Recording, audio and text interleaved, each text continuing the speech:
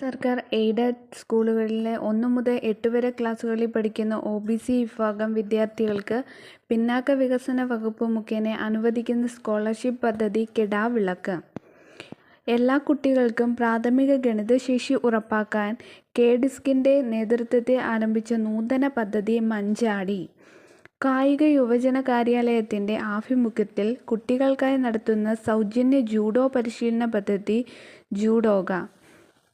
എസ്.എൽ.സി, +2 പഠനം പാതിവഴി മുടങ്ങിയവർക്ക് സൗജന്യമായി തുടർപഠനം നടത്താൻ കേരള പോലീസ് ആരംഭിച്ച പദ്ധതി ഹോപ്പ്.